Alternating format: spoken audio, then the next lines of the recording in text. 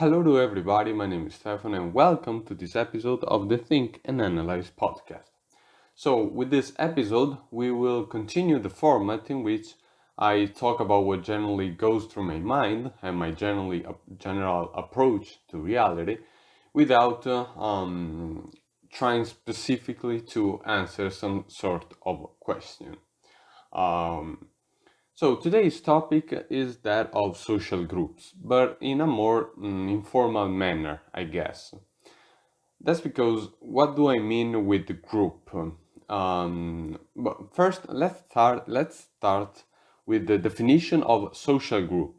I found this definition on Google. It is from Wikipedia, and I know that some people might argue that this is not the perfect definition. However, my intent is not to give a perfect definition because there are from what I've seen there are different definitions according to different approaches, but it's just my intent is just to give you a general idea of what is a social group, and then I'm going to define what I mean today with groups.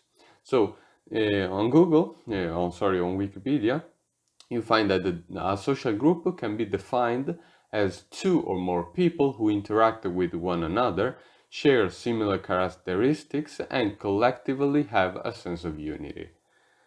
Okay, now in this episode we will talk about groups, but when we are going to talk about them, it is not in a sort of specific way as the definition of social group implies, in the sense that I'm going to talk about the groups which form in different social contexts, but more on a ground level, more on a basic level. Okay. I guess that, for example, a social group, by definition, might be the people running a business. Okay, the people who interact with each other in a business. Okay, this is a more like important, we could say, group, a more abstract group, or perhaps the most correct way to say is that a group which is much more articulated on the inside, whereas the groups I'm going to talk about are much more, as I said, basic. However, the basic concepts of what a group is are the same. I hope you got what I mean. If you didn't, let me know in the comments down below. I will try to answer any questions. So, with that said, let's talk about why you are, we are always part of some kind of group.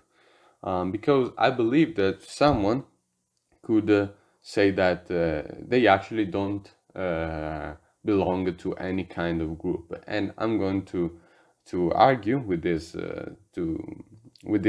statement, because if you don't feel part of any group, that's probably because you are alone, I would say. What I mean with this is that if someone says to me that they don't belong to any group, I will probably I will think that they are probably alone most of the time. And so, for this reason, since a group implies that there are other people, this person might feel alone and thus not part of any group. However, we can instantly address this statement by saying that whenever you feel you don't belong to any group, then we could say that you actually belong to the group of the people who don't feel they belong to any group. And so that's how you destroy this kind of statement. Now, why is it important to know which group you are part of? Three main aspects to take into consideration. The first is that whenever you know which group you are part of, you are aware of what you partially are. What I mean by this is that You might feel that something is wrong in your life without knowing exactly what it is, and it might be that you are part of a group which doesn't represent you in the best way possible. So when you know what kind of group you belong to, you know what you partially are, because the group is basically it is the manifestation of some peculiar characteristics of the members of the group. Now, that group, you might find yourself for one aspect of your personality and not another one. So it's not that the group it's not that the group is the manifestation of all the aspects of the people um, belonging to the group. It's the manifestation of the aspects that are commonly shared by the people belonging to the group. Okay, so there's a probability that you are part of a group which doesn't represent you, meaning that what the group is the manifestation of is not what you actually are.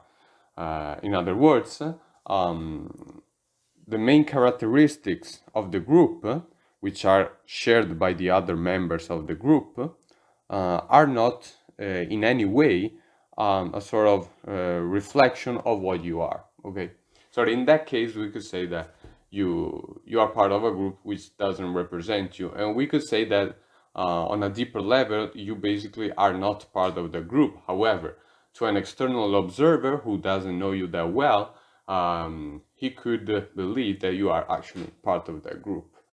And I realized the importance of this aspect when a few years back. A few years back, I was trying to be part of a group of people in my class, which usually had fun with each other, chatted with each other, didn't pay attention to school, and also outside school, they were doing other things. Studying was not their priority, and so I was trying to be part of the group, but after some time, I realized that actually that group didn't represent me well. Actually, it didn't represent me at all. Also for other reasons. That's because I wanted to have fun in life in general, but I always have given some sort of priority to school and studying and like those kind of things. And that group didn't represent me at all. So I was trying to be part of a group which actually didn't, which actually wasn't a reflection of how I was. And I realized this after some time, especially because I couldn't fit into that group. Even if I was around those people, they were saying something. Sorry, they were talking about something, and I was in my head I was thinking about many other things, because they were giving priorities to other things that I didn't feel important to me. And so, yeah, you have to be aware of this. Now, another aspect to take into consideration is that when you know which group you are part of, you are aware of how other people perceive you. As a matter of fact, the group you are in mostly define who you are to an external observer, or to a person you just met, if around you there are members of your group. So now I'm not saying that I'm not trying to discriminate anyone.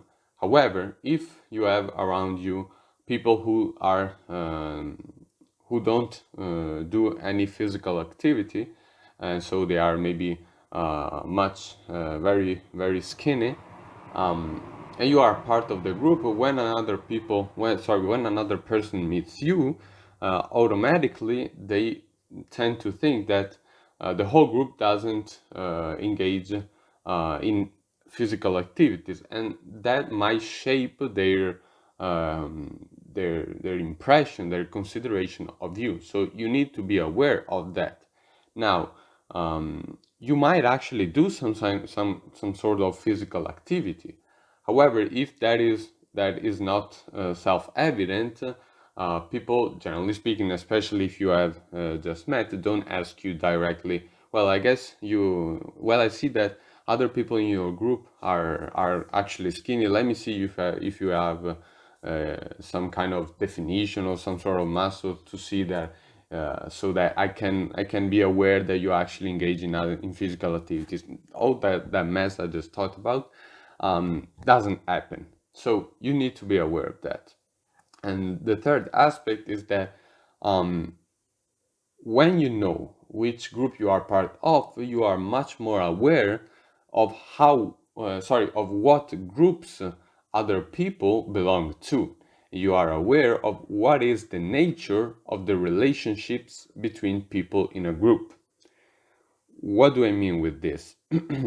Basically, when, let's say, there are four people who constantly chat together, they are always together.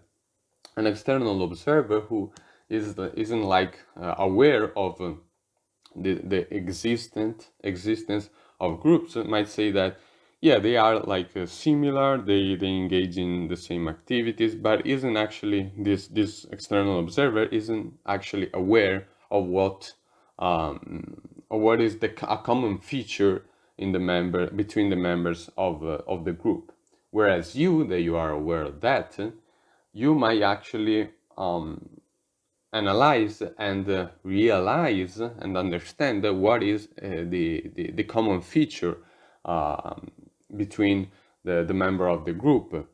And you have a much more you have a much clearer, I don't know if you can say that, a much more clear idea of why people interact with each other in that specific group. And most importantly, you give like, you know that other factors don't actually matter that much in that group. If you know that that group is specifically a reflection of only of just one feature, so you tend not to fall into mistake and think that other things are the common features of that group. I hope I explained myself clearly. Yeah, so that was the main three aspects. Now, groups vary from context to context, okay? So let me give you some practical examples and so that I can explain better this statement. Now, let's take into consideration parties, okay? And I will like cite a few types of groups you can find in this kind of situation, which are very basic, okay, very obvious. In parties, you have those the people who dance, those who stay almost secluded, those who drink a lot, those who talk about other things, those who tend to introduce themselves or to be introduced to new people, those who don't talk to new people.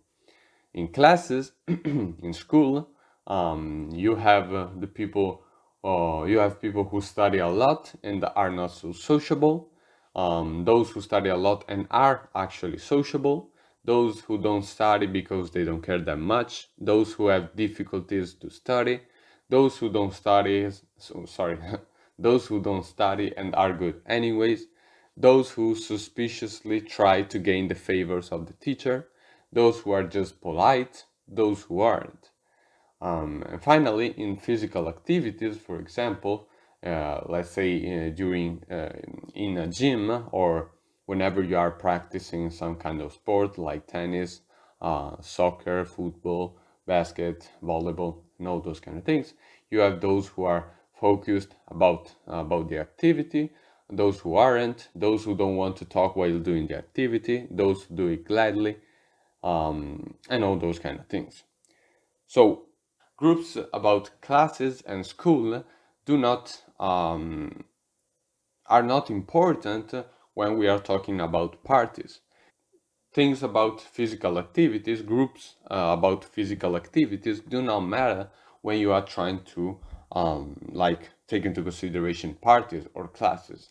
Although some groups may be interconnected with each other, and so, for example, many times, if someone is like engaged in a lot of physical activity, there's a chance that they are not so good at school. They don't study a lot at school because they are giving priority to their physical activities, and so they give priority for their time to practice that physical activity instead of study, and all those kind of things. So groups may be interconnected, but they are not actually codependent. I guess we could say that. Now, in the general social context, what is your group? Well, if people don't know you, they just consider what you are doing in that moment. And this is also what we talked about in a previous episode. I can't actually remember the number, but when I talked about how people judge our actions. So if they don't know you, they of course judge you about based on what you are doing in that moment. However, if they already know you, you are probably already defined, in the sense that they know what you usually do in other contexts, and so they already know what to think about you. Okay. That being said, I wanted to make this sort of clarification. I guess we could say that because you might be considered in a specific way in the general social context. You might not be aware, sorry, you might not be able to understand why you are considered in a specific way. And that's because, and this is really key, pay attention here, that's because what they think about you in a general social context is the result of what they thought about you, which was based on what you did in other more specific contexts. So if you behave in a certain way at parties, in classes, and for example, in physical activities, then in a general social context, which by general social context I mean in simply other situations, in which you could be one-on-one, there could be a little group and all those kind of things. In a general social context, those people who already know you have like an history of what they thought about you in other more specific contexts, and so the sum total of what they thought about you in each context is what they think about you generally speaking. Okay, so if you are not being considered the way you want, you might, and you don't know about these things, about this thing about groups, you might be unable to fix your situation because you are not able to understand what you should modify, what you should fix. Instead, if you are able of the existence of these groups, you can actually change by starting off with one specific context, and then slowly but steadily, step by step, you change every other context, and so you basically your reputation changes with as a consequence. Okay. So now that you are aware of this, you can now see if you are in a situation you want to be, and if the image other people have of you is what you want it to be. If that's not the case, as I said, think about what you want, think about how you want to be perceived, and as a consequence, become part of the groups that represent you the most. Okay. One final thing, you could be very different from other people. For example, I believe this is my case, generally speaking, and thus you could belong to none of the groups there are around you. If that's the case, be confident in your own skin and either accept the situation and try to live it in the best way possible, or change your activities so that you have an opportunity to fit in groups you like. If you change your situation, you will end up, there's a chance that you will end up finding new groups, finding new contexts in which there are other groups, and you might fit into those groups if you actually like them. So so be aware of this, and yeah, if you don't like the situation you're in, try to change it in the way I just told you. And if you have any other suggestion about what to do in this kind of situation, I will be glad if you leave a comment down below so that I can read you, and I'm always open to learn new things. So with that said, see you guys.